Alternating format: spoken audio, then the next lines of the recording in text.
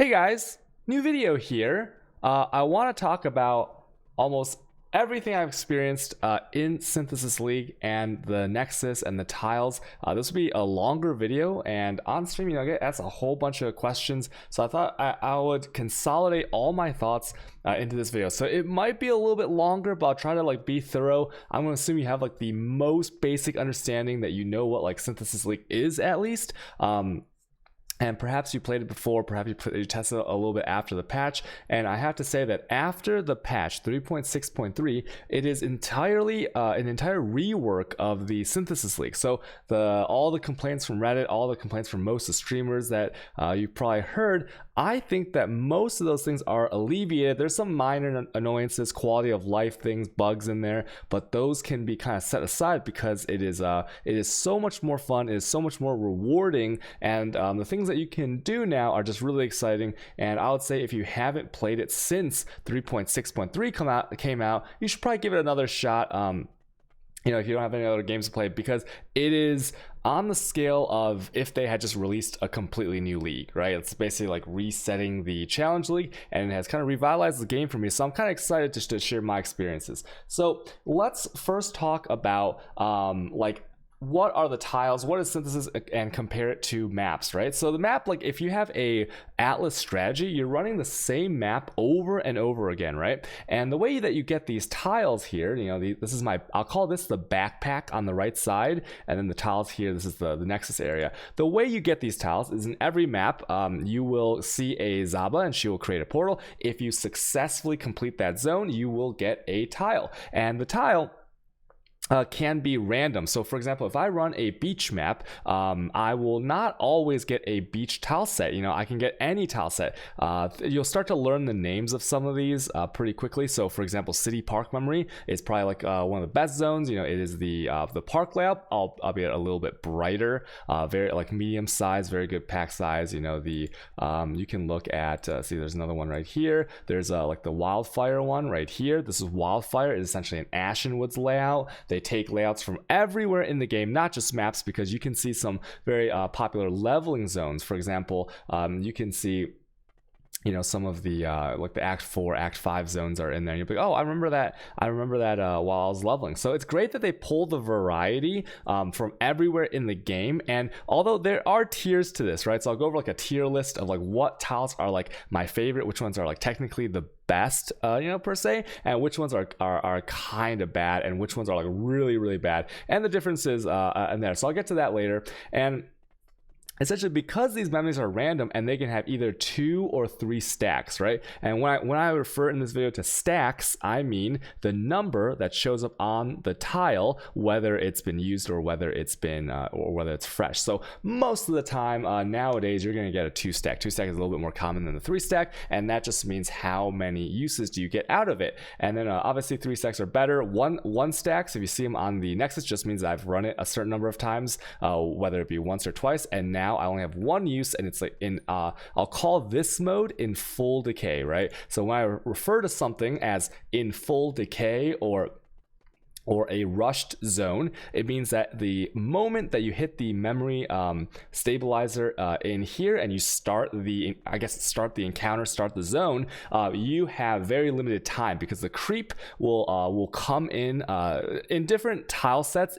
It could either come in extremely fast. You might have 10 seconds, 7 seconds to finish the area, and then some areas, for example, most notably the iceberg tile set, you'll have 5 minutes on the edge to just sit there and just wait it out if you want to, right? So it's very inconsistent, but that's what also you'll hear me refer a lot to, decaying, or like full decay, or a rush zone, right? That's the 1 stack right there. And a thing to note is that the stacks are kind of important in terms of in terms of Nexus strategy, as I'll talk about a little bit later. But the main thing to note is that the tiles are random for the most part.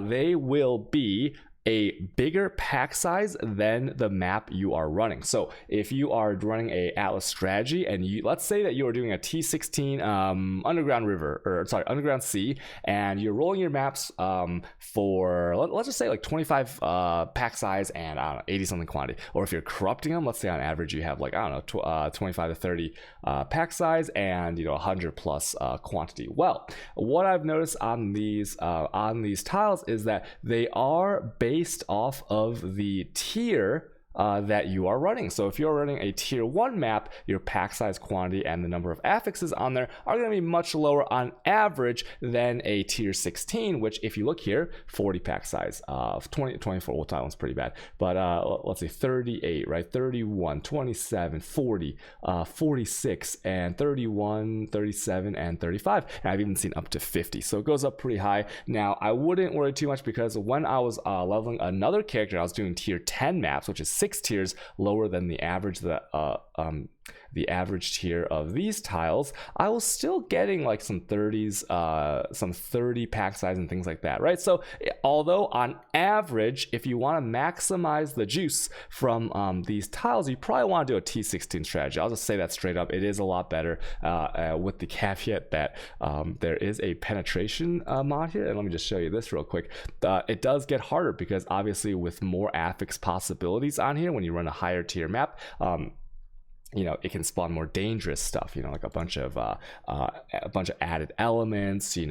Penetration is the massive one, because if you have 75 resist, 12% penetration is almost 50% more damage that you're taking, okay, an actual more multiplier to you. And if you get rocked by some of these synthesis mobs, which some of the scary ones I'll talk about later, you're really gonna feel that. You're gonna get a booty blasting. So I want to just type this in here, and as you can see, the filter up here is actually really good. This is kind of the same as like a search filter in a tab. So if I type penetrate, the glowing yellow squares underneath the things in my backpack and on the Nexus itself show me that look at all this penetration.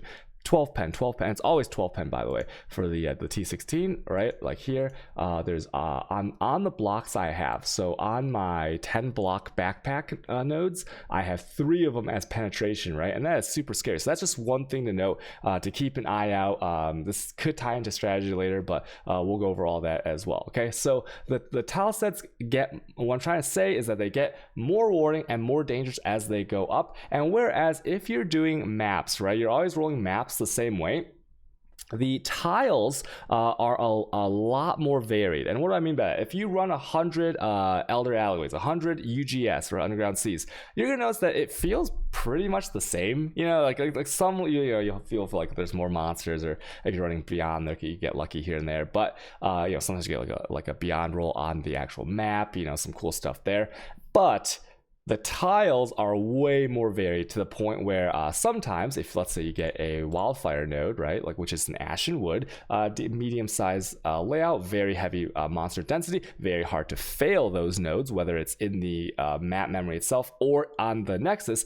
You'll feel really great. Get one of the 2 reef maps, you'll feel great. If you get the park map, this one right here, the park layouts are probably my #1 choice, and you're gonna be ecstatic. Now, if you get some garbage, like there are some dungeon layouts, and there are some flooded mine, and so certain layouts like that, those layouts will make you want to question your decision to like ever play the Nexus again if you get too many of them, right? And although the low, so what I'm saying is that the lows are low on the tiles and the highs are very high, and it averages out, in my opinion, after doing hundreds of these and spending many hours in here, it averages out that I actually prefer the tiles. Okay, on average, I prefer the tiles to the maps. And what is the reason for that? Well, the tiles, when you get the good pack size, when you get the good layout, it is more monsters per second, and you're blowing up monsters way more than in any map that you can run fully juiced, unless it's like maybe a Beyond,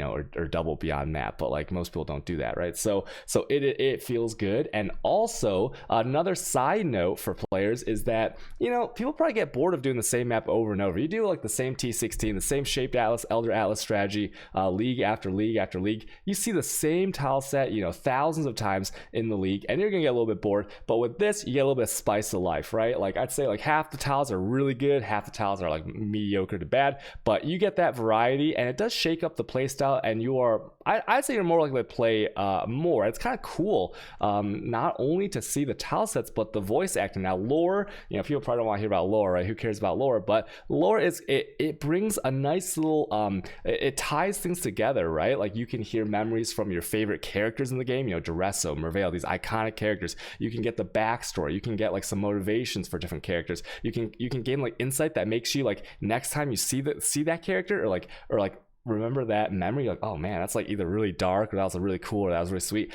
And that adds a little bit of juice to the overall atmosphere of the game, if you care about that, right? And every little bit helps, right? That's what always incrementally improving the art, the sound, the visuals, right? To make you feel more involved in, I guess, in like this race class like atmosphere. Okay, so enough about that. That has nothing to do with gameplay. You guys probably care about killing monsters. Like, what is the best? What is the most efficient? Is it worth, right? So let's start talking about that more. So overall, these tiles, for me, I like them more than maps. And then another thing is you are always running. Okay, what do I mean by that? So if you look at my chain here, right, and I just like place down some random nodes in sequence. Now there's a loading screen between these now, which is a little bit different from when they first announced the leak, but that doesn't really matter anymore because it's kind of necessary to have the loading screens for resetting zones. But what I mean is that if you are doing a Atlas strategy of any kind, right?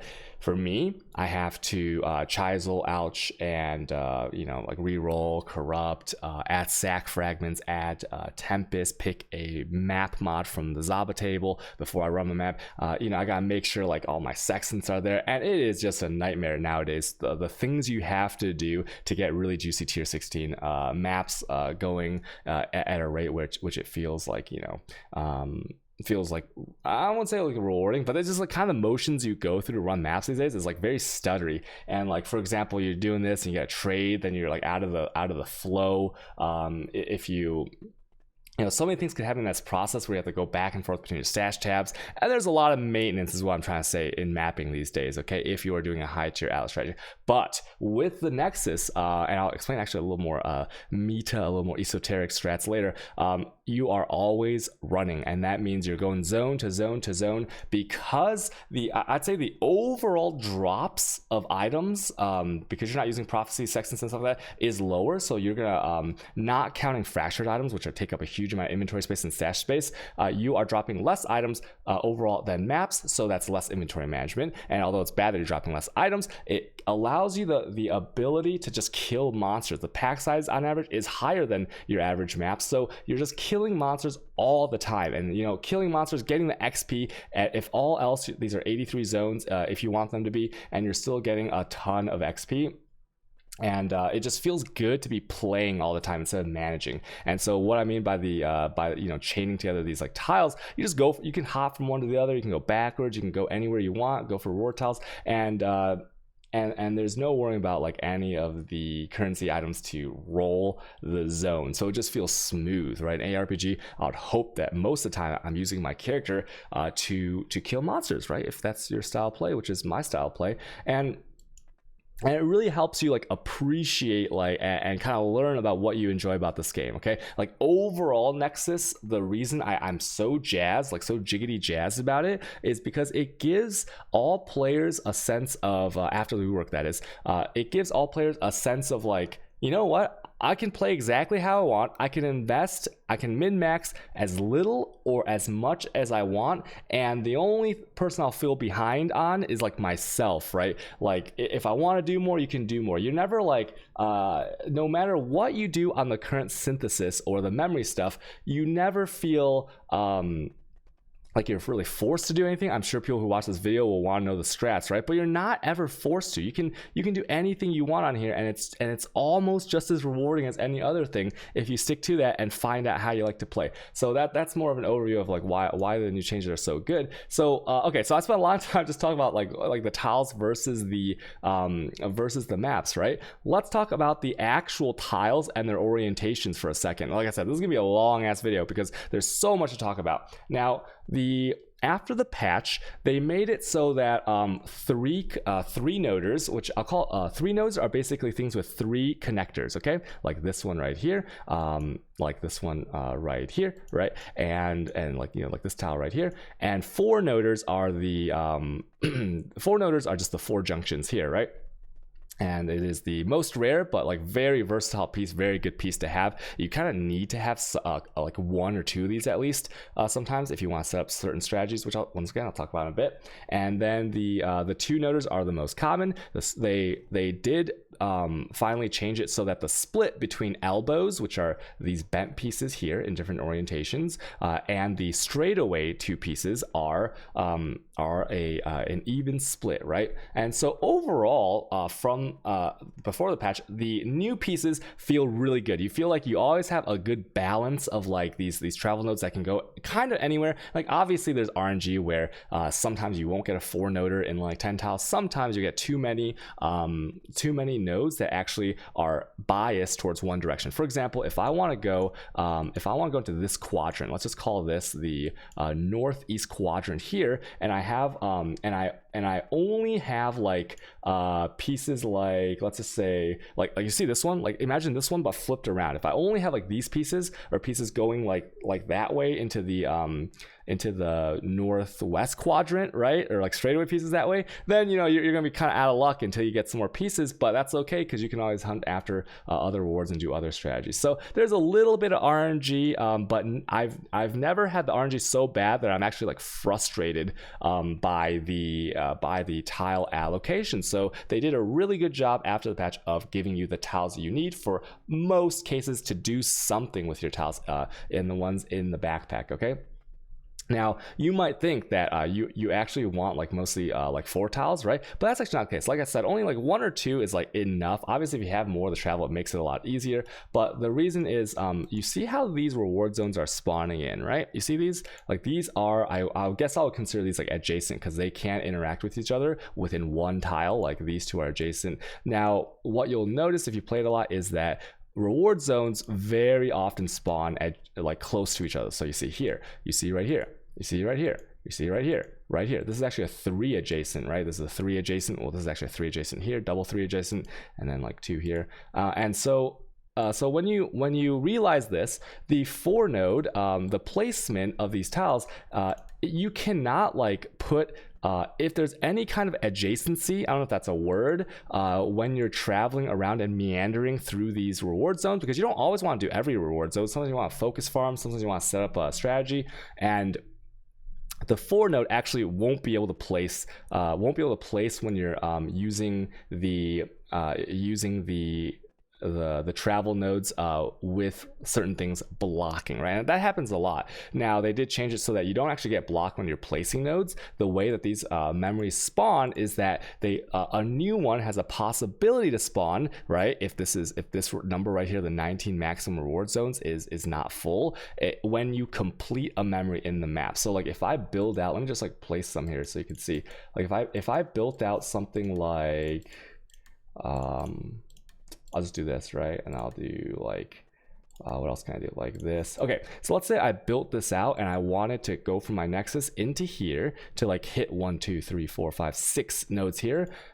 Once I'm here, these can never be blocked ever by a reward zone or anything, or a boss zone, as long as you're not completing another map, and as long as like this is like, you know, or as long as you're in the Nexus, right? So they'll never spawn on placement. They only spawn when you're in a map once again, and you're completing the mission to get a new tile, and it's on completion. So if you fail it, you don't get a new tile, whether it is in your backpack or a new reward tile spawn. Once again, if this is not maxed out, this 19 number here. Okay, makes sense. So that's something to note. So 4 tiles, you might think, like a lot of people ask, like, should I save up like only 4 tiles? Should I like save up mostly 3 tiles? Should I delete tiles? And I'll say this: you never delete a tile ever. Like never ever delete a tile in your inventory, okay, or on the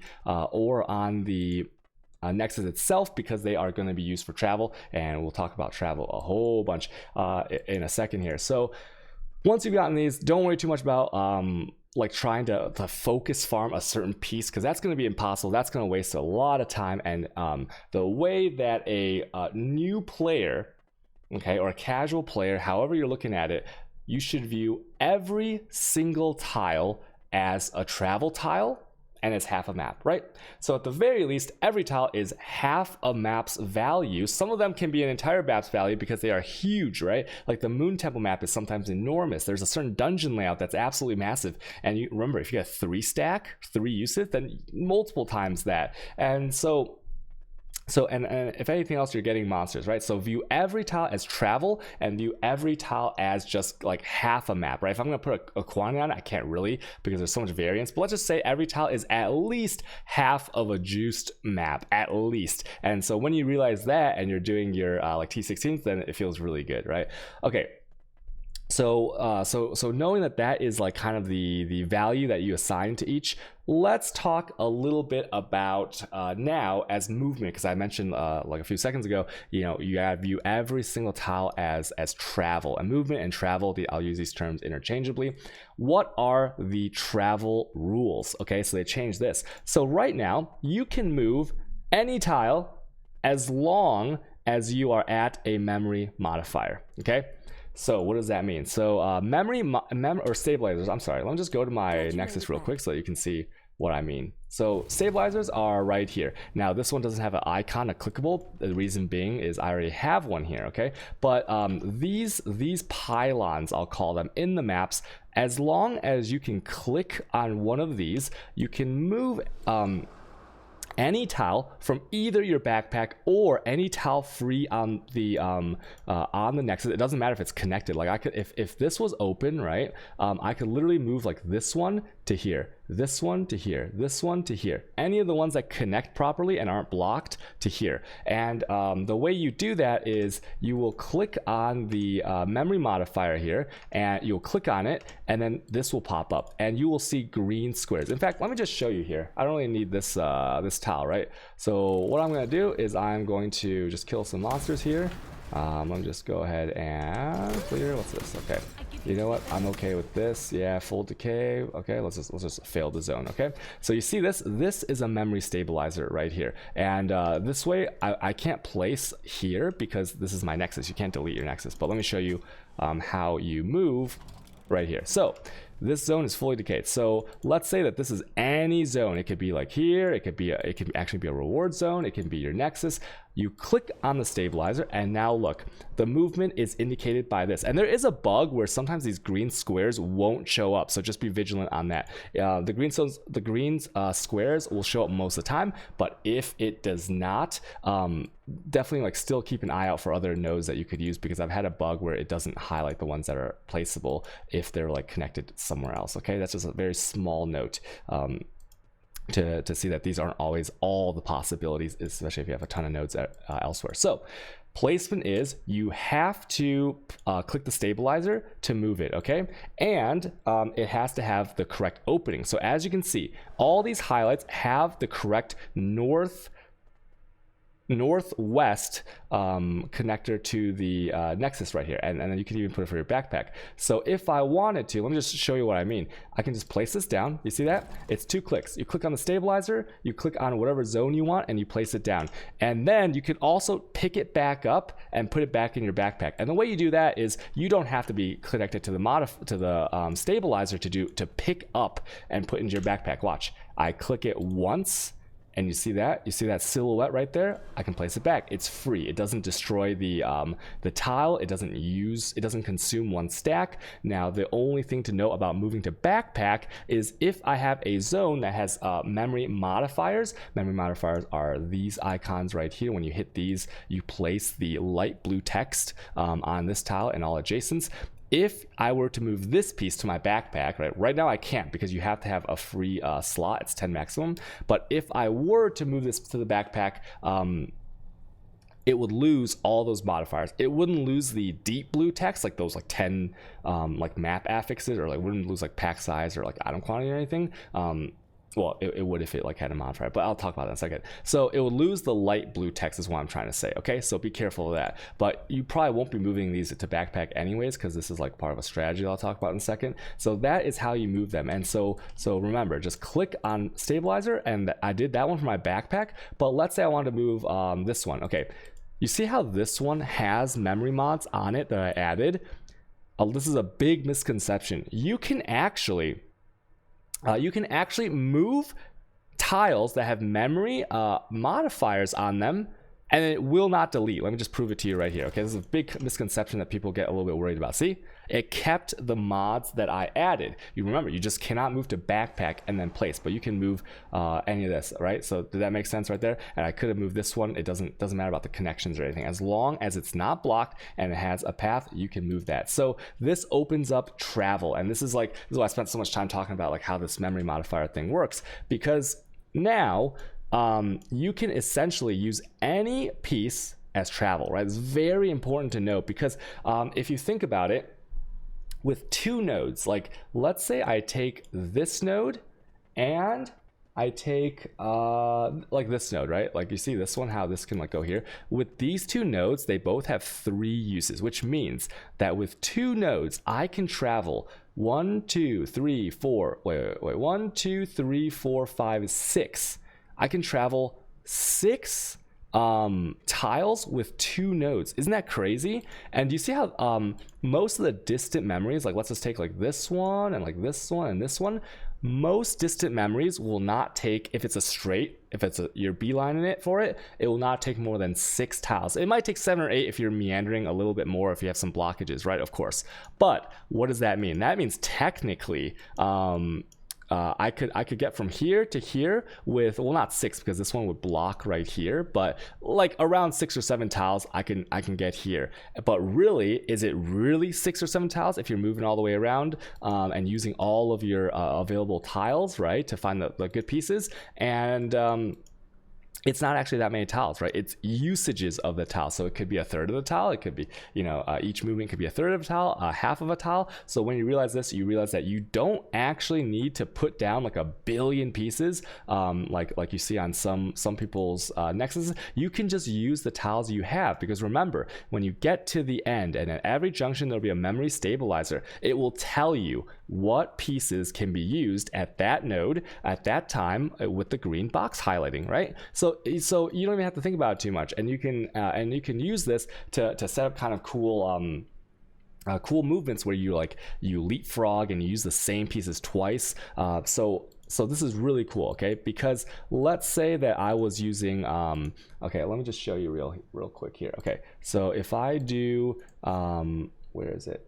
Like, let me just put down this one, okay? So I want you to imagine that this tile right here is actually this tile, this 4 node right here, right? So like the basic leapfrog strategy is that what you go here to here, and then when you get here and you need to go here, right? Let's say you want to go to this currency node, you can pick up the piece that was behind you and then put it back in front of you, right? You don't always need to do this because you'll have like tiles like everywhere else that you can use if you want to, but this is like if you have limited tiles or whatever, it makes it very efficient use of the tiles. So that's called leapfrogging. And for example, if you have straightaway pieces, which just means connectors in opposite directions, you can leapfrog very quickly, like in the straightaway, and shoot for some node, and that can just be like one over the other in a straight line. And then there's more examples where if you have like elbow pieces that connect, you can go diagonally, right, with the elbow piece. You go diagonally with three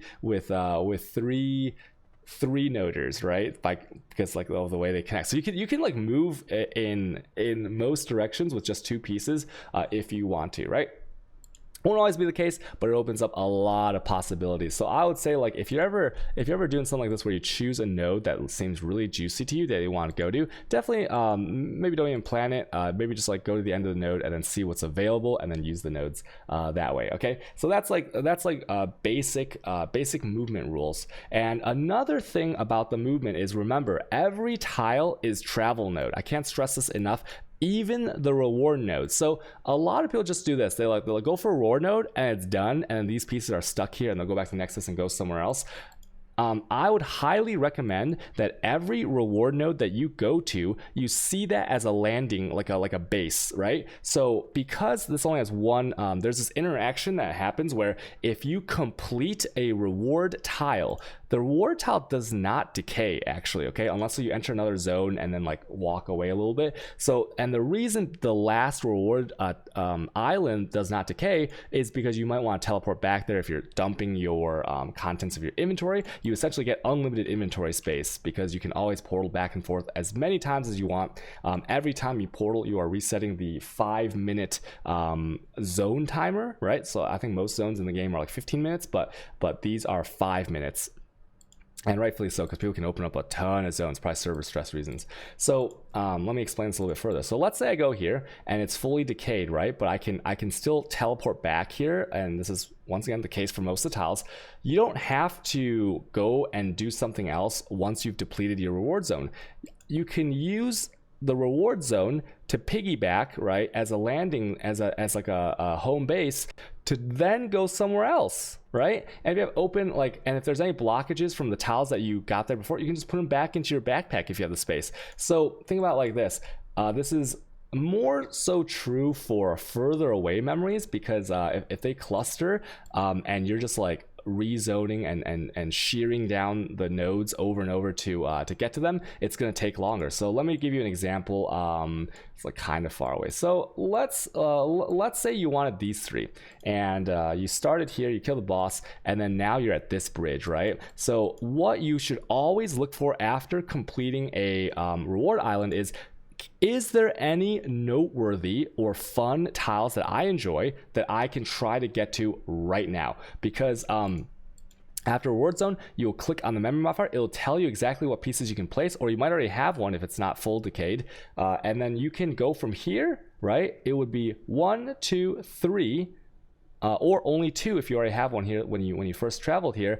2 blocks to get to another reward zone, right? Instead of having to like go back to Nexus and then like chain all the way back later. And that's really cool, because many times before I realized this, I wasn't bouncing between them. Like, so you can actually clear an entire cluster all at once, even with very limited pieces. You'd be surprised what you can do with some of the pieces, given the variety that they have now. Okay, so just always view after every reward tile, where can I go next, and is it possible with the tiles I have? You don't have to like always start back at the Nexus. You can always piggyback and bounce between each other. Sometimes it just won't work, right? Sometimes you won't have the tiles, that's fine. But it's very nice when you have like really juicy nodes. Like you see like these 4 right here, like these 4 have are really close to, and they're really good. So if I can knock these out in like one backpack, or like with the nodes I have on the tree, then I've essentially saved myself time of going to have to farm for tiles to get to these individual. Okay, it's kind of like weird to think about, but if you've been playing a lot, you know exactly what I mean. Okay, so every tile travel node, and especially the further away the reward tile is, use those as travel nodes in themselves. Don't always go into another zone and fully decay it. Look around to see if you can get anywhere else. So that's kind of movement there. Okay, and another thing to note is that in focusing on movement, now I would say there's going to be a kind of annoyance, but also it's kind of strategic, I guess, but more annoying. And that is if you have a full decay zone, which is once again one of these 1 stacks, right?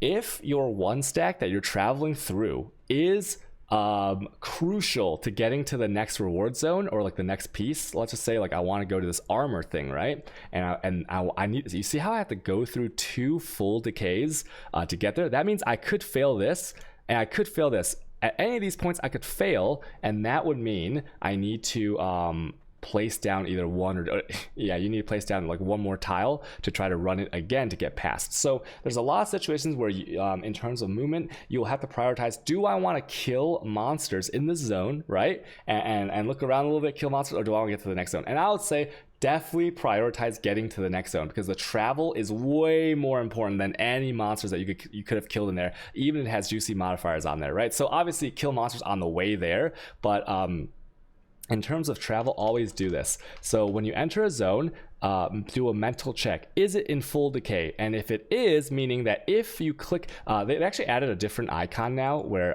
full decay is actually represented by a very dark blue and no number. So you'll easily see it.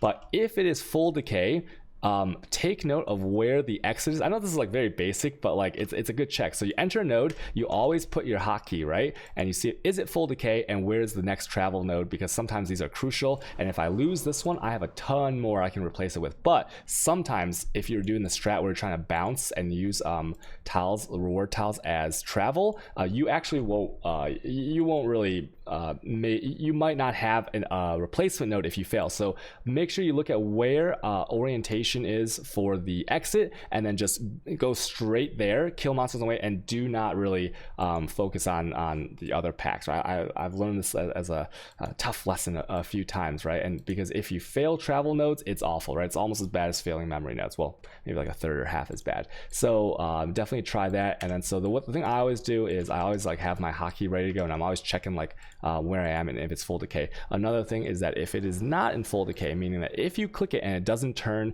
the number doesn't disappear, right? Meaning that if you go in and the number is 2 or more before you hit the stabilizer to start the encounter, then always full clear, always full clear. No matter, well, you don't have to always full clear if it's a really bad layout, but then you can take your time, and I would recommend trying to full clear, right? Get like at least explore the entire map.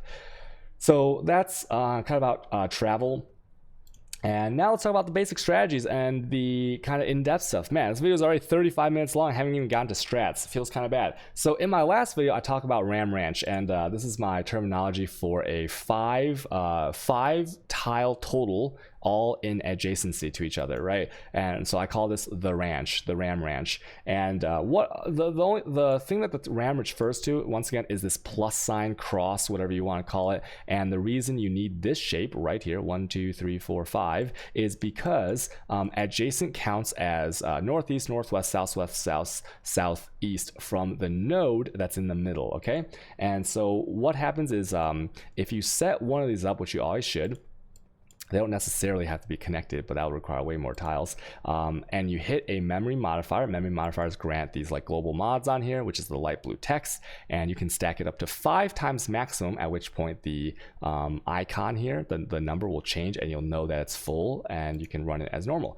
So this is the very basic strategy, and the reason that this is something that you probably should do at least one of is because most of the time when you look at the tiles, you'll know after a while playing that, like, you know, armor and weapons, unless it says like valuable or like very valuable, you probably like don't care too much about. And so besides like the armor and weapon things, memory modifiers are actually like extremely common. And so because there's so many of them, you kind of want to make sure that when you get to one, you can apply it to 5 tiles, right? Because this will affect a 5 tile shape like this, okay?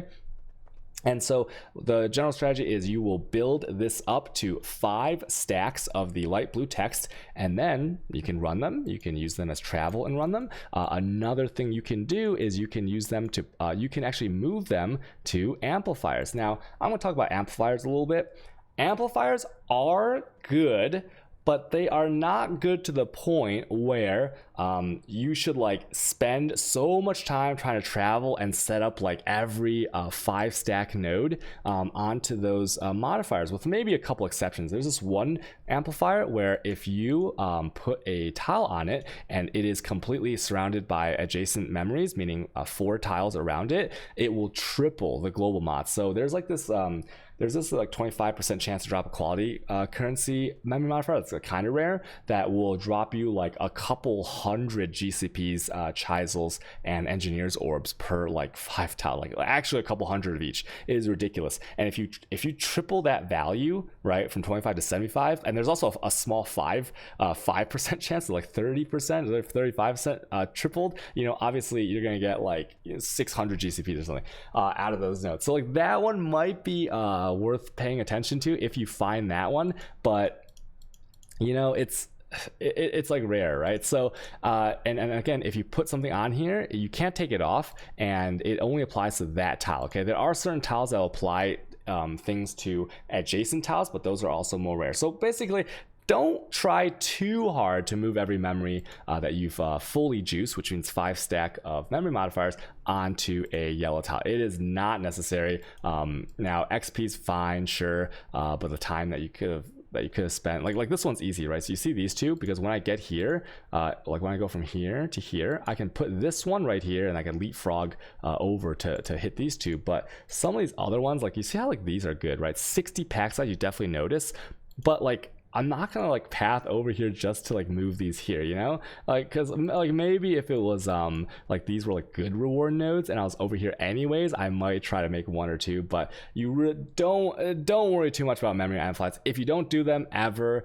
if you do them sometimes, you're not gonna be losing too much. You just go for like playing the tiles, as many tiles as possible. So in terms of rankings of the amplifiers, rarity really sucks. Quantity, I don't really notice that much, because overall the guys in the maps, the monsters, are dropping less than like the map stuff. So it might help a little bit, sure. It's all right. I mean, 50 is fine.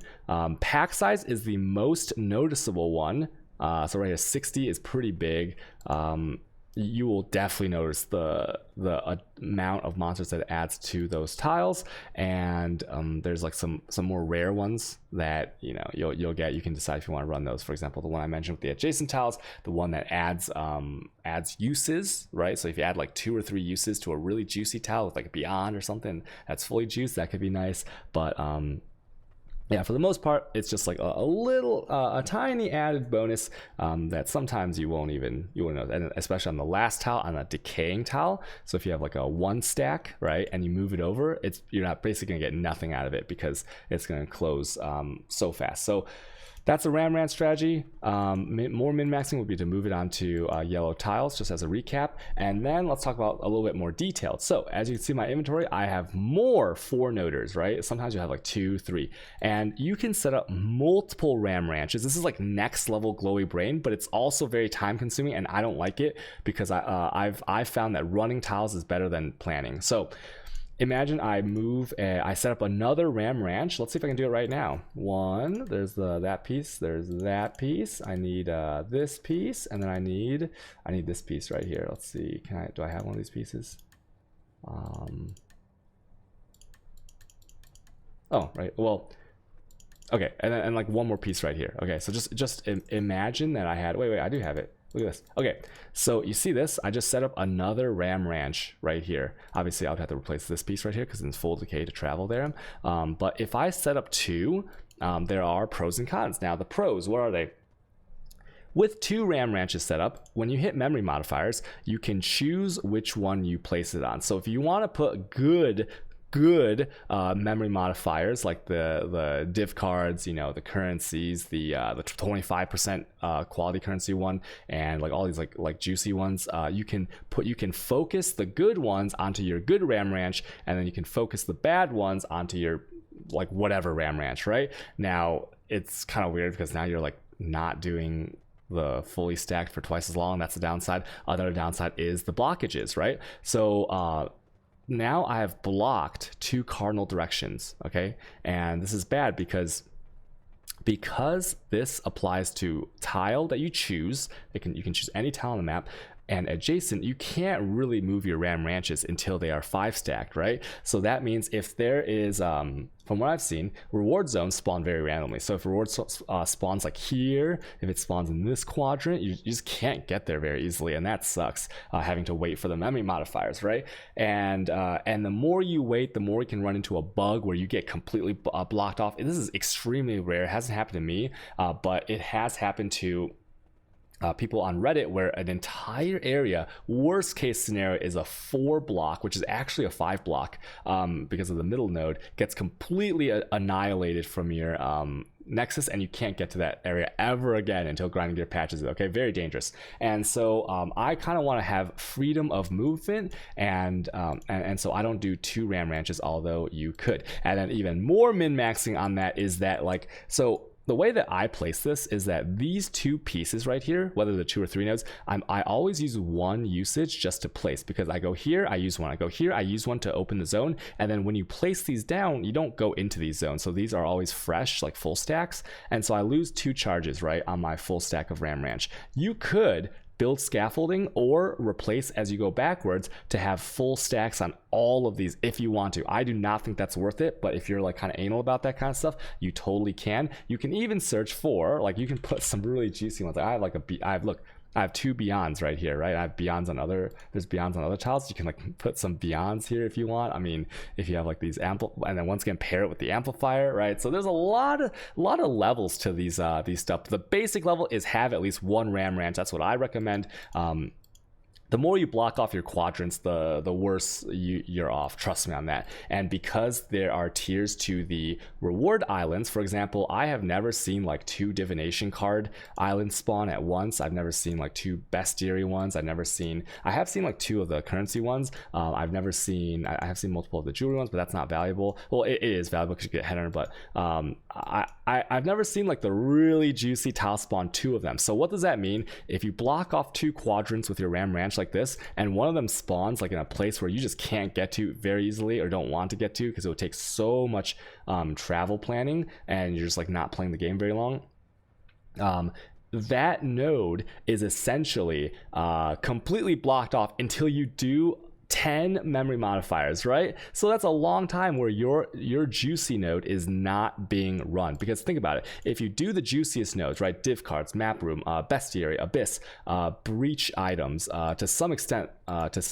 there's also fossils, right? And if you do these rooms, the faster you do them, the more likely it is to spawn, right? So it's kind of like the Atlas, right? Like this Nico right here on this T14.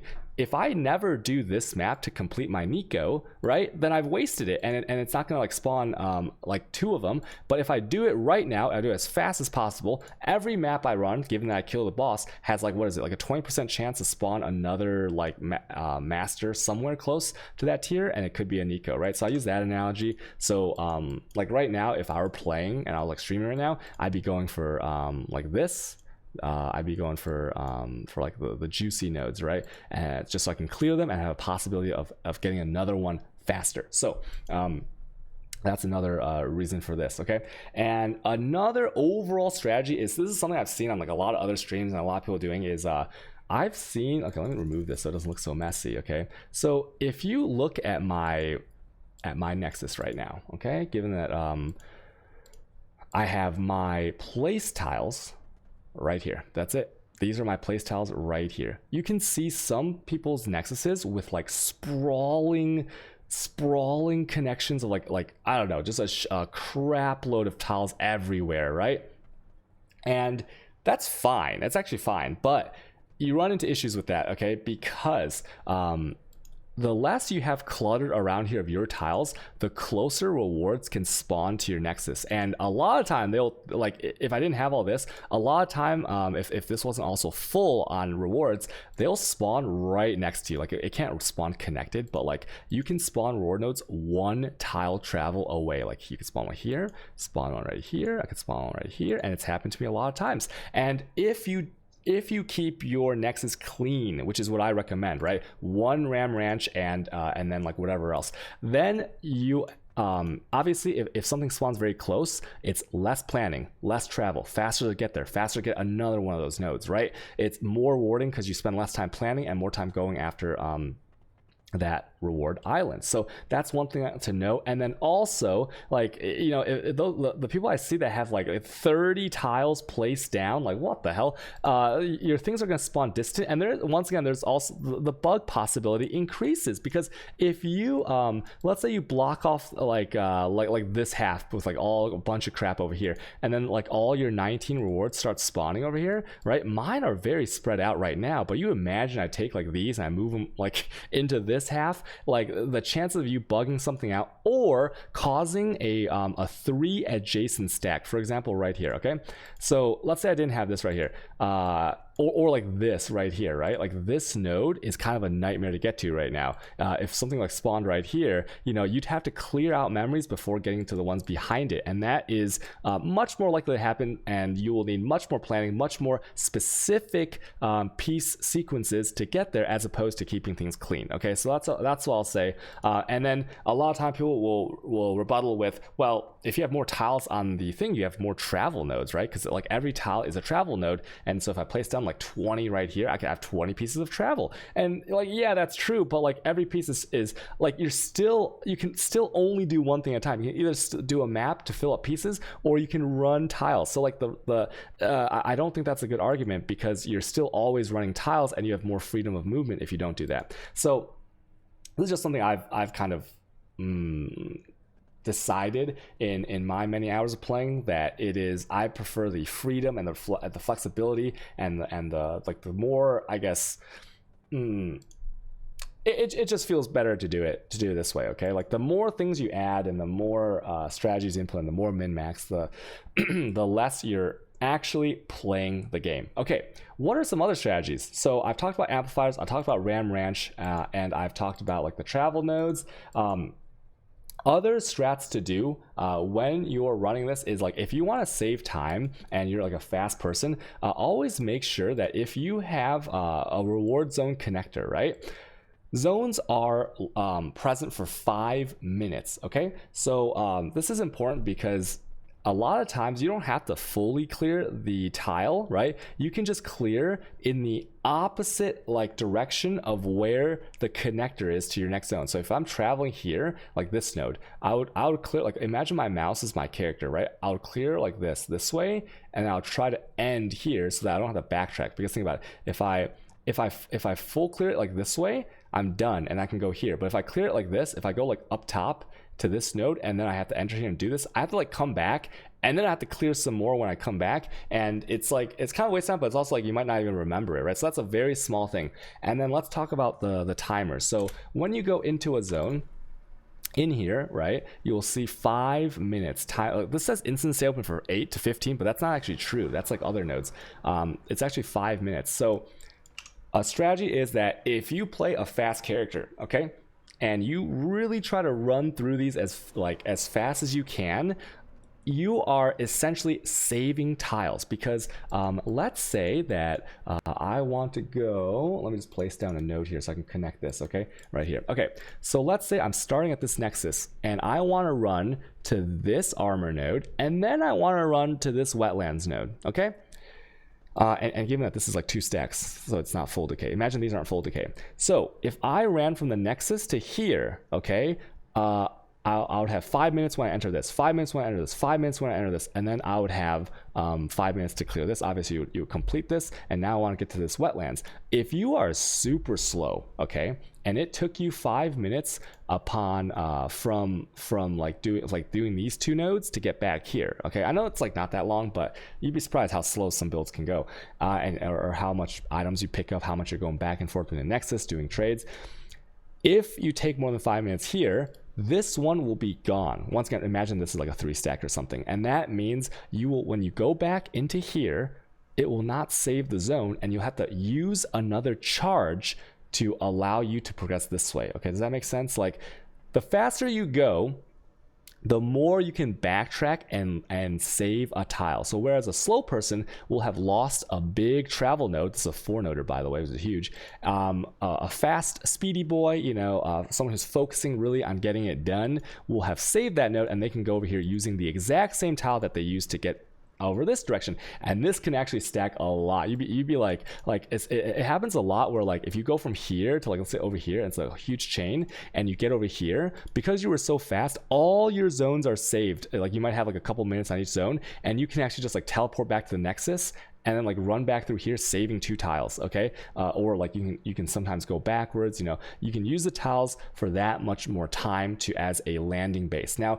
timers do get refreshed upon coming back in. So like if this was at like 30 seconds, I zoned back in, I now have like, you know, another 5 minutes. Okay, that's important to note. But this is just something I have noticed, and it has saved me a lot of travel. You know, this adds up. If you save 1, great. That's 1 tile that could make or break your ability to get to a next reward zone, or to get to a next modifier or whatever. And the more you think about using tiles as travel, the more you think about reward tiles, reward islands as actual landing bases and actual travel nodes, the more you'll realize that you want to save as many usages as you possibly can. You do not want to waste tiles. So that's another more like, I guess that's a little bit more like min-max, and it's kind of, well, you can't really like control that, right? Because if you're slow, you're slow. And, you know, some people have fun on builds that like just like take a lot of time. They like to pick up and look at every item, identify. I get it, it's fine. But I'm just saying that you will get more done if you are faster and within that 5 minutes. So very important to note there. Okay, did I talk about everything with the basic strategies and stuff? I think I did. Next, let's talk about the tile rankings, I guess, and like the possibilities that you can get from them. In my experience of what I've heard, what I've seen on Reddit, what I've seen in my Twitch chat, what people have linked me, like screenshots, things like that. And that is, what are the rankings of the tiles, both in terms of using them to just kill monsters and going into the tiles you have in your backpack, and from the reward zones. Let's talk about reward zones first. In my experience, there is a affix that you can see on reward islands, and that is valuable. Let me try to find one. See this? 3 to 4 chests with valuable armor items. It doesn't always say that, and there's another affix I've seen that says very valuable. I don't exactly know what that means, but from what people have told me and what other people have dropped, like, valuable could be like, for example, I don't know, maybe like dropping a devotion instead of dropping a skull head, right? And very valuable could mean the difference between like a 6-link unique versus a normal unique, like a 6-link Queen of the Forest versus dropping a 1,000 ribbons, right, unlinked. So there are tiers to the like the adjectives before the actual reward on those two lines. Okay, so keep an eye out for very valuable. And overall, with that said, armor and weapon nodes are like not that great. Like the armor nodes, you can get like chromes, you can get like fusings, you can get like whatever fractured items are always good, right? If you get like a good base, whale regalia, things like that. And weapon nodes, sure, like there's you drop some bows, right? You get some fractured, you could have 4 exalt bow or whatever. I can just sell instantly. But for the most part, I would say that the bottom tier is the armor and weapon nodes, unless it says like, valuable, very valuable, or you care a lot about fractured. The next tier up from there will be, I'd say, like, this isn't really a reward zone. The memories can stack amazing things, like the divination cards ones, as long as a high percentage, and especially the 25% chance to drop a quality currency is probably the most hilarious one. Okay, and these make the zones just like so fun to run. Everyone has a good time, like seeing all the drops. Your loot filters can go crazy, and it is a lot of money. But sometimes it can be really bad. Like, it can be like rarity for monsters, right? Like, but there's also cool things, like you can duplicate rare monsters. You have more rares, you're ahead on, you're going faster, you're killing more rare mobs. And it is, so overall I put this in the next tier above the armor and currency, because it is it can be a very high, but it can be a very low. And but you kind of have to do this, so maybe it's not even worth like ranking, because you're going to be doing these no matter what, right? Next, along that, I'll put boss nodes. Boss nodes can drop items worth 1 exalt plus, which is very good. You have to have a build that can do the boss. The affix system right now might get changed in the future, and that is that the affixes on the zone actually apply to the boss, right? So if you think about an Elder Guardian, right, where you go into like the Islands of Desolation, right, to kill the thing before killing Uber Elder, or killing Uber Elder, those dudes aren't affected by map mods. So you have like if you have minus 12 max res, you have like triple damage added. The Elder Guardian doesn't actually get those mods from your rolled map, but in the Nexus they've actually elected to change that. And so like, for example, this boss right here would gain all that blue text. Okay, so it makes it kind of scary. And so if you value your XPs, my XPs, you want to lose 10%, you might want to skip these unless you have a dedicated boss code, or you want to try it out, don't care about XP or anything. Okay, just keep that in mind. Cortex is also very rare, but also pretty awesome. And I've heard complaints about that being too rare, but if you get a Cortex, definitely either run it if you can, maybe watch a video on the boss fight, or sell your Cortex. You can definitely sell your bosses if you want, because all you gotta do is open the portals when you get to that like map device in there for someone else to join you in your party. Okay, important note right there, they can't open the portal, so you can't like just go to the zone and leave. You have to open the portal for them. That's the 6 portals, that is. Okay, so that's like tier 2, and then we have the other tier, and these are really cool. So map zone is great, and this is tailored to your Atlas strategy. So like if you have if I'm running like, let's say, Eldered Underground C, I'm not going to drop like Eldered Precinct from these maps, unless like maybe you can like corrupt it or something. No, I don't think it will. But so it follows your Atlas strategies to the most part, and it is I get a lot of maps from these Nexus zones. Okay, so I love the map one. It is quite uncommon, I'd say.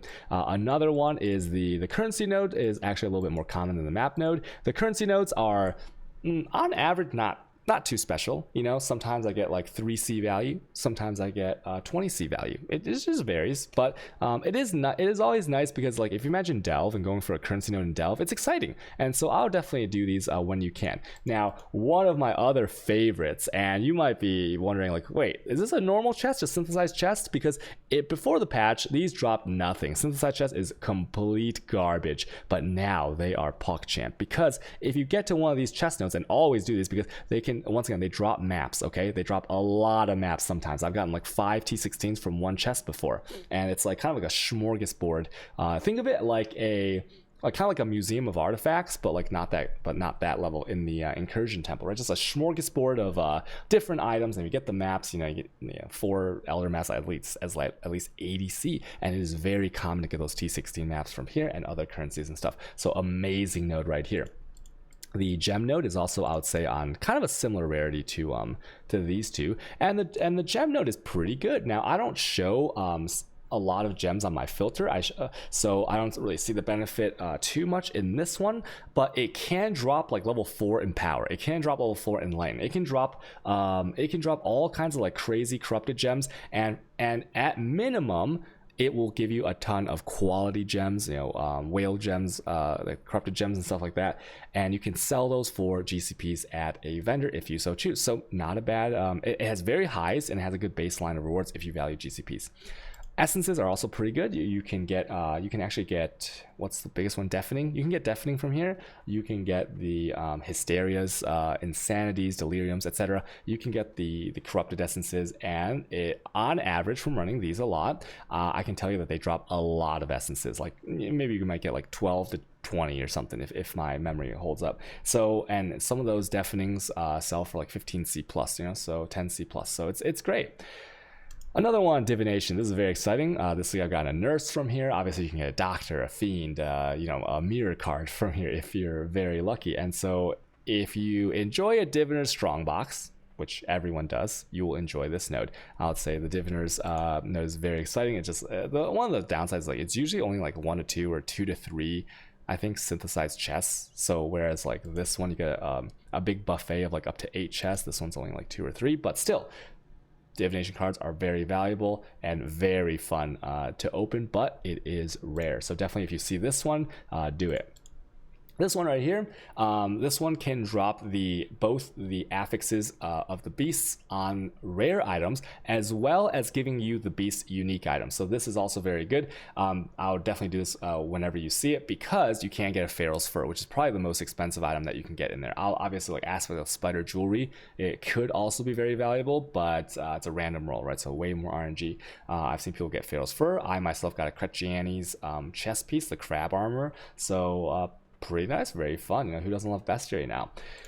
Other nodes that are common, this jewelry node is very common. You see I have 2 of them on my Nexus already. Now this one is kind of badass, because you're like, jewelry, well, I tell you what, my friend, you can get a headhunter from this node. Okay, you can actually get a headhunter from this node, and because of that, it is definitely worth doing.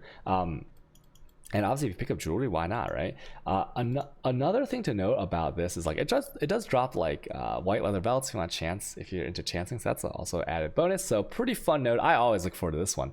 Now there is like a companion note to this for the headhunter if you care about that, and that is a unique item node. Now I don't have it on my map right now, but it looks like an island with a crown, a golden crown, and that'll drop like multiple uniques. And then I guess if you get like a valuable or very valuable, it can drop league specific uniques, which is amazing. So people have gotten Headhunter from that, and so that's great, right? So big node, big jambles there. Other nodes, Abyss nodes are awesome. Obviously, if you've ever played an attack build, 2-socket Toomey Fists, pretty great. I don't know if you can get Command of the Pit from there. I haven't gotten the visual confirmation on that from anybody. No one's mentioned that, but maybe you can get a Command of the Pit, 'cause that's technically Abyssal, right? And 2-socket Bubonics, things like that, not bad.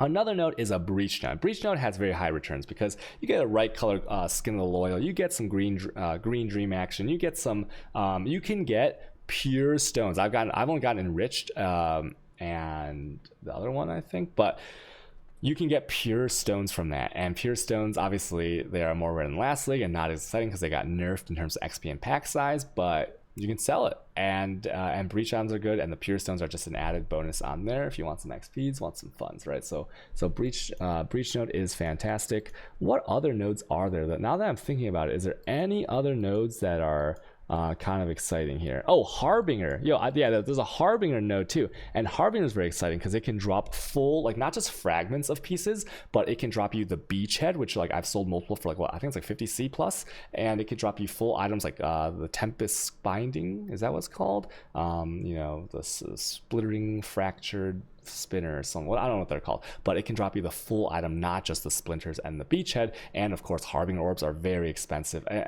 Ancient orbs, very expensive, and so it is a big money nodes if you can get one, but that is also way more rare than, say, like a currency node, a chest node, or a gem node, right? So that's like kind of in the upper tiers. Any other specialty ones, if I missed any, they are definitely up there as well in the top tier. Definitely get to those when you can, okay? I'm also going to talk about tiles a little bit because this could go into the min-maxing of the strategy. So after running this for a few days, you will absolutely notice that the complete shit nodes and the amazing nodes. So for me, my top picks are, number one is Park. Okay, Park is like my favorite node. It is near impossible to fail given any current circumstances, whether you find it in a map, whether you find it in full decay after you've used it for travel or completion on the actual Nexus. It doesn't matter what the situation is. If you fail a Park memory, okay, on your Nexus, there's something wrong, because you have a lot of time and it's equilateral collapse most of the time, and heavy pack size, and easy to know that you've cleared the whole thing, easy to navigate, and it's a beautiful layout. It's very bright compared to the Park layout. So that's number one. Right under the Park layout as the tier S, we have things like the Wildfire node, which is the Ashenwood. I think there's like two different reefs. One might be like coves, one might be reefs, but there's a certain reefs layout that's like huge and heavy mob density and very easy monsters. And you will notice eventually that there are some nodes, like indoor nodes are much harder than outdoor nodes, because like the synthesis mob that has like the Protoss wings, like he will just ass blast you sometimes at the beginning or through a doorway, and those guys can't off screen. They have a light barrage and a light mortar that sometimes you can't see coming, and they will shoot you from off screen.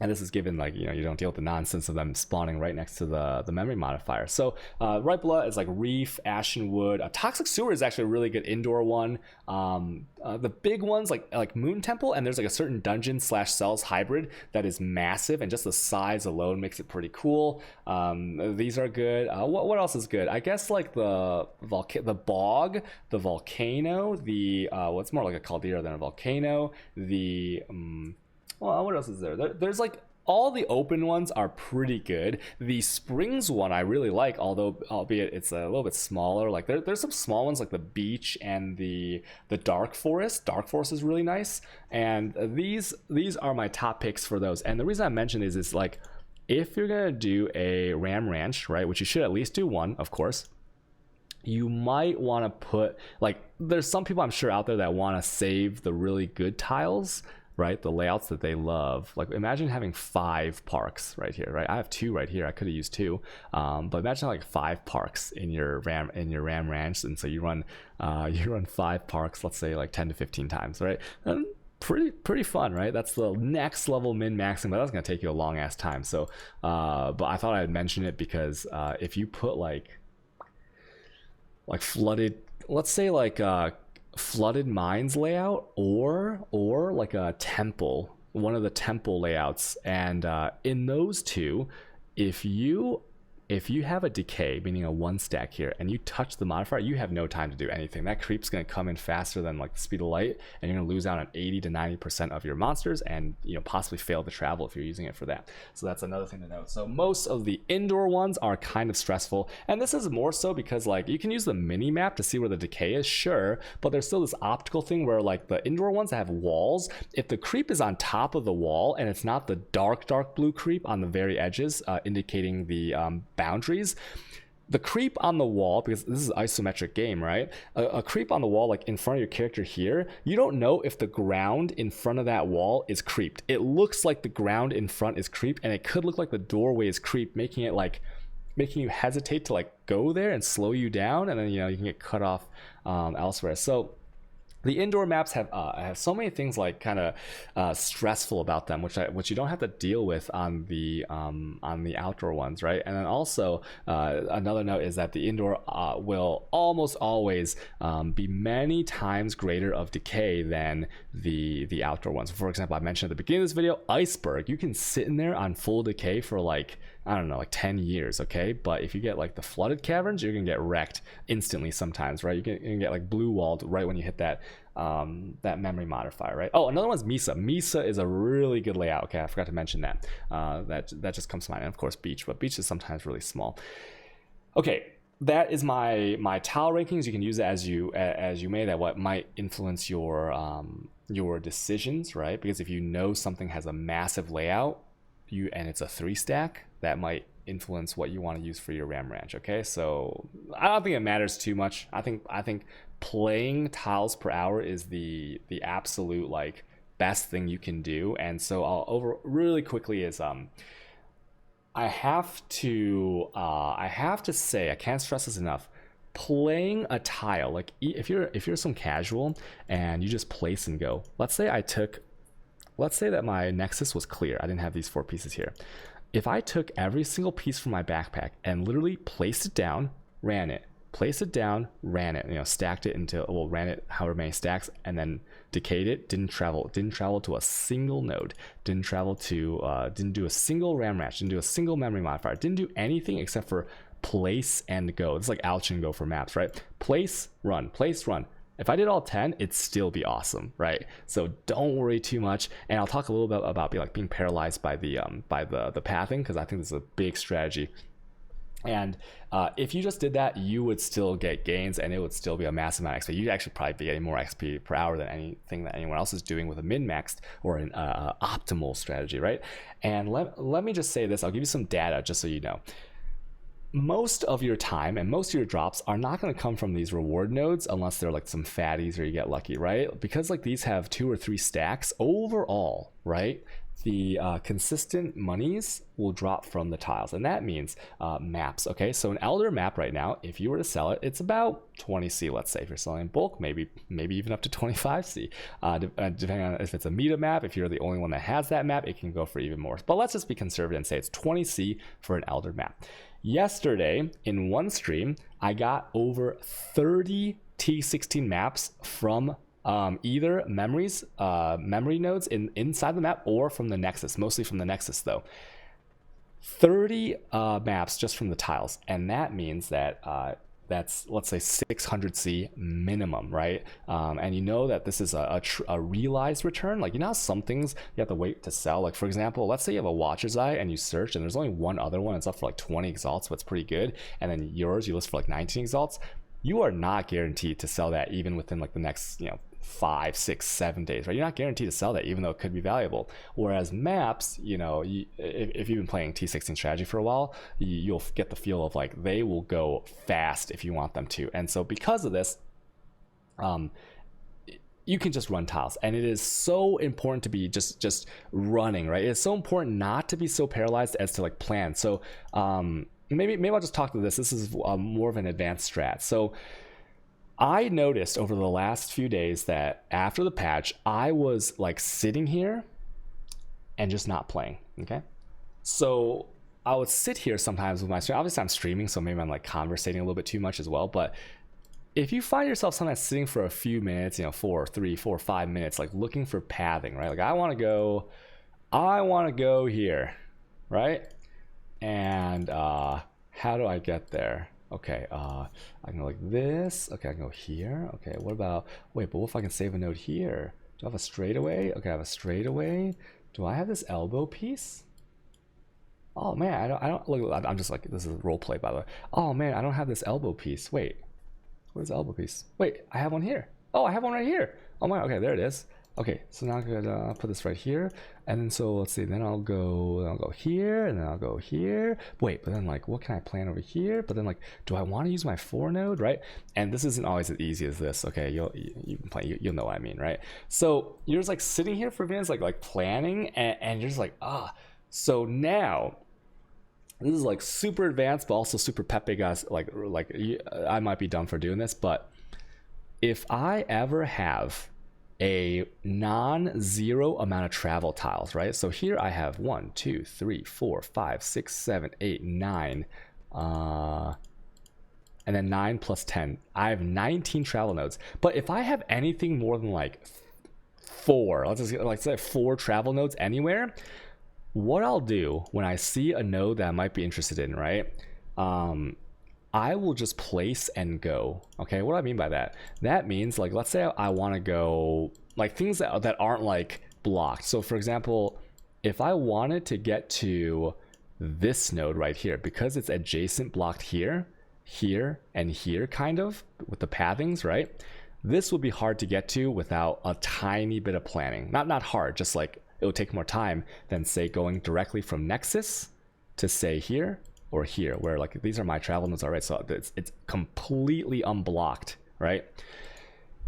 So what I'll do is now, once again, if I have more than like 4 or 5 tiles, okay, anywhere, backpack here, I will just place and go. So if I wanted to go here, I will not look at this. I won't look at this. I won't look at anything. I'll place my tile and I'll do my same rules. It's not 1, so I'm gonna full clear. After I full clear, I go here, and remember, hitting a modifier tells you what can be placed there. So I will run this node, I'll get to this modifier, and I'll click on it, and I'll see what is available, if anything. What is available in here? And if there's something available, I'll slap it down. Obviously, like here, to get here, I would want like this straightaway here, you see, right? Because it's the most efficient. Or if I have like a decaying one, I'll put it there, more efficient, right? Given it doesn't break my ranch before it's full and all these other rules.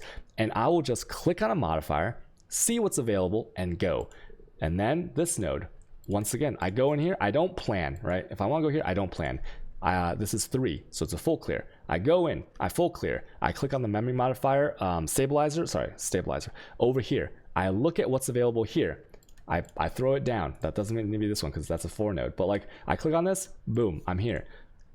Once again, rule. I'm like walking you through this because it seems really simple, but like once you start playing, you kind of understand that like these things kind of have to be said, because like there's a lot of paralysis when it comes to Nexus of trying to plan. Now this is really easy, but this is really easy because it's all straightaways until here. But like if it's like some like curvature stuff, you can still do it. And so here, not full decay. I go in, I full clear, I go to this node, click on the stabilizer, see what's available. I don't look here, I don't look anywhere here, and this usually, if you can watch the last end of my stream last night where I do the strategy, and it is very effective. And it is very effective because you are always playing, you're always killing monsters. You have to remember what I said before, where a tile is always travel, a tile is always like, let's say half a map, it is always monsters, it's always drops, and if you are playing, you are doing fantastic, regardless of anything else. If you're not playing, then you are suck, okay? And so I'll place this, I'll run to here, and I'll see what is available here. So when I clicked on the stabilizer, I'd obviously see that like this one's available, right? I would see that like this elbow right here is available. I would see that like some of these pieces I could also use, and I might prioritize decaying pieces to get rid of them. And so this strategy will make you much faster. Now let's say what the downsides are. Let's say you fail. So let's say I'm going for this node. Now this node right here, to go from here to here, does have a blockage right here. It has a restriction placement right here. If I curve around this way, if I don't, and then if I go down straight this way and come up here, there's a restriction right here possibly, right? And so it might be a little bit hard also because it's farther away. But let's say you fail. So let's say like for whatever reason I got here and I failed, right? I'm like, oh, I actually don't have the piece. Well, I know that instantly, and I also have the stack still. So these aren't lost. They're still placed there, right? This one still has 1. This one will still have 2. This one will still have 1. And then you can go farm up, and you can go farm up the tiles from the maps. And there's also this huge thing, okay, where empty backpack space, like after you've exhausted resources by doing this strategy, is very good, because that means you're always in kind of like a workflow. You're not like doing like 2 maps filling and then going. You're doing like a full-blown 10 maps to get, well, maybe more if you fail some, but like 10 tiles, and then with 10 tiles you have the remaining ones, so now you have even more travel, and then you're doing more of one focused thing and at once, which will make you more efficient and make you a lot more money. Because if you think about it from a numbers perspective, let's say well, someone who has like a shaped atlas strategy probably knows what it is. Let's say, look, very conservatively, you're making 2 exalts an hour, okay? And I've seen some people stare at the atlas for like 10 minutes. Now, 10 minutes divided 1/6 is like 15%, 16%, 17. It's between 16 and 17% of 2 exalts, right? Which is was it 16%? Then that is 0.32 exalts. Yeah, 0.32 exalts that you've lost, okay, just by like staring too much and not playing, right? And obviously when you're playing, it brings in the variance a little bit. So this is kind of the way you can think about it. And so just play, just run tiles. It doesn't matter if you failed, because there will always be more tiles. So, like, trust me on that. And let's talk about the backpack thing a little bit, okay? In this Nexus, it is a very good idea that once you've exhausted travel, like there will become a point after your Nexus run, for me sometimes it lasts over an hour, where I have an hour or 2 actually, where I have exhausted every resource. I could not possibly get to any reward zone no matter what I did, and at that point you could still have pieces here. So one thing to note is that you might want to try is that if you have any open branches on your Nexus, so let's say I didn't have this or this was completely open, okay, nothing is here, place down as many pieces from the Nexus as you can to clear your backpack, because remember, those are travel. So okay, this is probably very obvious, but a lot of people don't do this. Let's say you have 4 tiles that fit here, okay, and you don't place them down. Then when you go map, you get 6 tiles, and then you're back here. But if you place down 4 nodes that right here, those are saved. Like, they still have the full stacks, right? Because you don't have to run them. And then you have 10 more inventory spots when you come back, right? So it's way more efficient and allows for way more freedom and possibility to run longer chains and really get the most out of every travel point, okay? But that's you know, a little bit more, you don't have to do this, but it's just something you do. And then also, if you run a juice, you can also, remember, you can move these around. So like, you know how like this piece right here doesn't have to go here, it can go here. But like, let's say you have an L piece like this. If you have an L piece like this, it can't go here. So you can move this here and then put the L piece from your backpack down here. You can always attach something here to make sure you have like the tiles here, okay? But don't go too crazy. Don't like make don't make like some big chain and like block off like half like your middle here, because remember, reward zones can spawn very close. Okay, that is most of the stuff.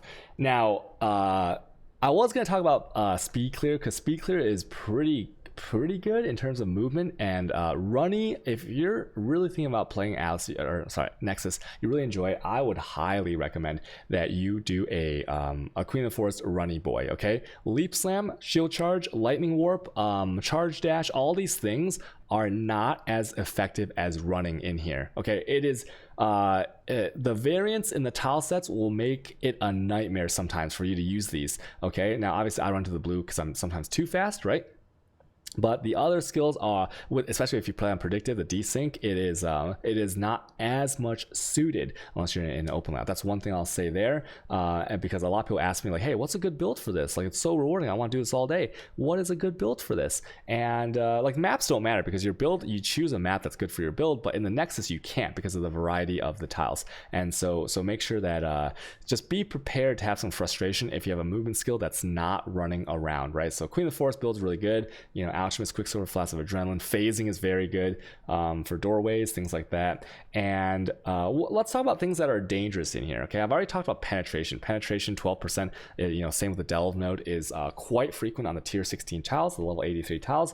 But what else should you be aware of if you're wondering like what is one-shotting you? Like what is really scary? And it is, in my experience, not just the map mods, there are certain monsters that are off-screening. What I've said before, the Protoss looking guy with the rewards for 36 challenges this league is like the Protoss wings. Okay, if you see a red dude or like a silver dude, like a rare version that is that has those rings, just be careful of that a little bit, because that is a guy that can kill you off screen with his light like laser barrage or his laser mortar, and he just does a lot of damage in general. If you don't have shatter, the porcupine guys that are synthesized, the Protoss porcupines, they don't shoot out spikes anymore, but what some of them do is they have like a delayed, like a martyrdom from Call of Duty, where they die and then they have this like pulse and then they'll explode, right? So be careful of that. Other things like, just running in, like getting stuck and getting stunned is frequent at the beginning, because there is, they said in the past they fixed this, but they actually haven't yet, but they probably will. And that is when you click on a stabilizer, let's say like I enter a zone and let me just go in here to show you.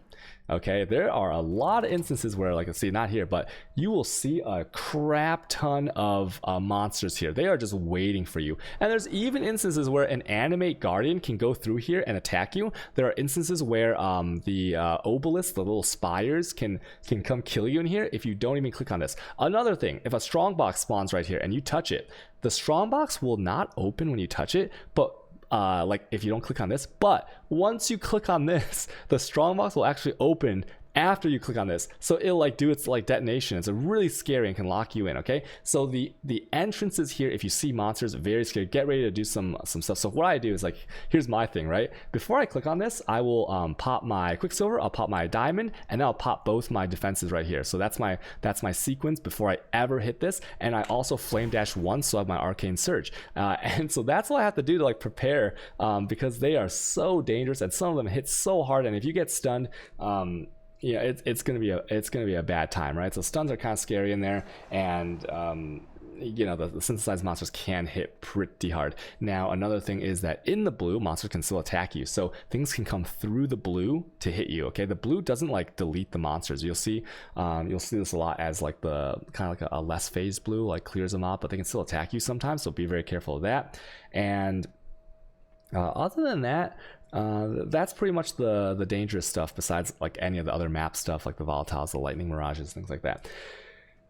I want to take the last part of this to kind of talk about the suggestions and quality of life and things that you'll notice after running this for a while that could be helpful or could be fixed, and that you'll really want grinding gear to get on top of later this week as they do more patches. And that is, the first thing is the decay. So the decay is, in my opinion, okay, these are just my opinions, you don't, like, a lot of people won't agree.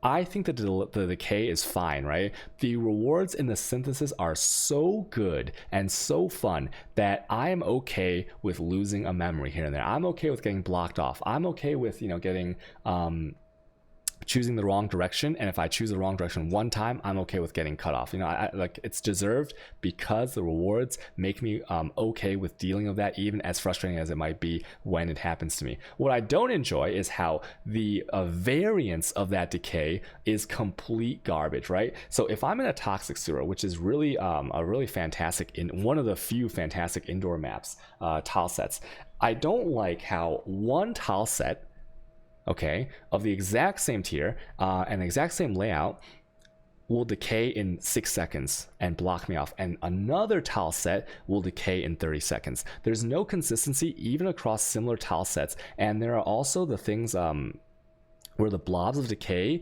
I feel like there is usually, it's very rare where there's an impossible pathing, right? Very rare, but it does happen. But the randomness of the singular blobs as well as they spawn, and maybe sometimes invisible blobs where you get clipped when by a hinder when you think you're out of the blue. This happens too often to kind of be ignored, and I really wish they would like tighten that up. Now obviously it could be desync, it could be like, you know, some bugs that they're working on right now, but decay is a huge issue when it feels like super unfair. Okay, once again, I'm not talking about the instances where there's a clear path and I chose the wrong way. I'm not talking about where I like forgot it was a decay and I was like, oh shit, all right, and I flame dashed and I accidentally flame dashed into the blue. I get that. Okay, I'm talking about the no consistency and the kind of like the variance in the blue stuff. And I also do not like how so let me talk about reward tiles. So a really good function that they added is the checkpoint system. What do I mean by that? When you go into any reward zone, when you find the reward zone chest or the modifier or the stabilizer, you are saved to that location, meaning as long as you get close, and there'll be a giant pop-up right here that says like checkpoint saved, okay, with a treasure chest icon. If you touch that and this only works for reward zone tiles like these, right? If you touch that, you don't have to open your rewards. You can go full clear that decay. You are essentially free to go clear as many monsters as you want. You are free to jump into the blue as many times as you want, fail as many times as you want. You'll be teleported back to the chest no matter what, okay?